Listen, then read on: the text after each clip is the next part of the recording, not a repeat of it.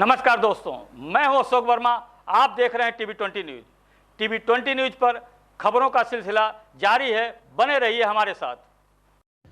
आजमगढ़ में सदर लोकसभा सांसद दिनेश लाल यादव निरहुआ कल बुधवार को अपने लोकसभा क्षेत्र के देवरांचल के विकास की अग्रणी भूमिका निभा रही सामाजिक संगठन देवारा विकास युवा समिति के चौथे स्थापना दिवस में शामिल हुए। अपने देवरांचल दौरे में उन्होंने बाढ़ प्रभावित क्षेत्र का निरीक्षण किया और चिकनावा चौक स्थित RO शीतल जल प्याऊ को लोगों को समर्पित किया। नेता नगरी में देवारा विकास युवा समिति के कार्यक्रम में भाग लेते हुए उन्होंने स्वतंत्रता संग्राम सेनानी स्मारक पर श्रद्धा सुमन अर्पित किया।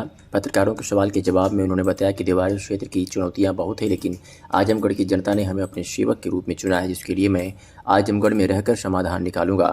उन्होंने बताया कि देवरांचल क्षेत्र में कुल 6 पुल, स्टेडियम, स्वास्थ्य केंद्र, शिक्षण संस्थान, पुलिस चौकी और महिला गढ़ोल बांध का चौकी का चौड़ीकरण सहित कई संपर्क मार्ग का निर्माण और मरम्मतीकरण का कार्य बारिश के बाद शुरू कर दिया जाएगा। सांसद जी, भैया, गोपालपुर की चुनौतियां बहुत हैं, खासकर देवारा अंचल में भी चुनौती बहुत है और ऐसे में आपके पास 2024 का चुनाव बहुत नज़दीक है। इसमें क्या कुछ योजना है, कार्य योजना है आपकी? 24 को छोड़िए, 24 से कुछ लेना देना नहीं है। मेन चीज़ है 22 में देवारा की जनता ने, आजमगढ़ की जनता ने अगर मुझे सेवक चुना है, मौका दिया है, तो मेरा काम ये है कि मैं देवारा की जनता के लिए, आजमगढ़ की जनता के लिए काम करूं। और उसके लिए ही मैं, हमारे जो माननीय मुख्यमंत्री जी हैं, उनको यहाँ की जितनी समस्याएं हैं सब मैंने त्वरित में लिख के दिया है कि आजमगढ़ में जितना काम होना है उसमें सबसे पहले जो काम होना है वो हमारे देवारा क्षेत्र का है। और उसमें ये चिकनावा ढाला का पुल है जो आप देखें आधा अधूरा बन के पड़ा हुआ है, उसको मैं तत्काल करवा रहा हूँ। इसके अलावा यहाँ जितने 6 पुल मुझे लिख के दिए गए थे, 6 पुल को मैंने प्राथमिकता में डाला है और हमारे जो माननीय मंत्री जी हैं उनके यहाँ दे दिया है। उसके अलावा जो ये वो है बांध को मैंने 4 लेन करवाने के लिए मुख्यमंत्री जी से निवेदन किया है और उन्होंने कहा है कि इसको मैं तुरंत करवा दूंगा। और सबसे बड़ी जो समस्या है देवारा की कि यहाँ पे थाना नहीं है, यहाँ पे हॉस्पिटल नहीं है, यहाँ पे विद्यालय नहीं है। तो हम लोग, आप देखेंगे कि इन्हीं दिनों में जो हमको 15 महीना मिला, इसी में यहाँ एक हमको विद्यालय भी लेके आना है और वो भी यहाँ बनेगा देवारा में। ये जहाँ हम लोग खड़े हैं, ये स्टेडियम के लिए हम लोगों ने लिख के दिया है, ये स्टेडियम भी बनवाना है। उसके अलावा यहाँ एक हॉस्पिटल भी, पैरामेडिकल की भी हमने अर्जी दे दिया है। तो आपने सही कहा, यहाँ है तो बहुत ज़्यादा काम करने को, पर हम काम करने के लिए ही आए हैं और इसीलिए हम लोगों ने आजमगढ़ में रह के काम करने के लिए सोचा है कि जब हम आजमगढ़ के बीच में रहेंगे, लोगों के बीच में रहेंगे, तो उनकी अर्जी आएगी, उनकी समस्याएं आएंगी और उस पर हम काम कर पाएंगे।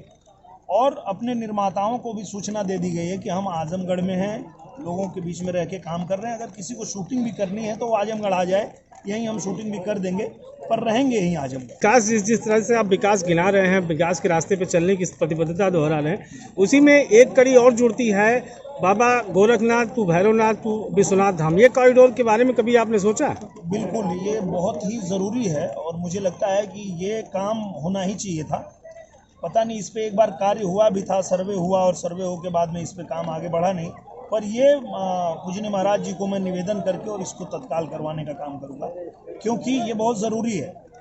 मुझे लगता है कि यहाँ 25-30 किलोमीटर की दूरी पे 55 किलोमीटर की दूरी है जो कोई पुल नहीं है। तो इस पे मैं तुरंत जो है वो महाराज जी को लिख के और इस पे काम करवाने की कोशिश करूँगा। इस लास्ट सवाल है, क्या परशुरामपुर तहसील बन पाएगी इस सरकार में? बिल्कुल बनेगी, क्योंकि देखिए ये इतना बड़ा क्षेत्र है, इनको इतनी दूर जाना पड़ता है।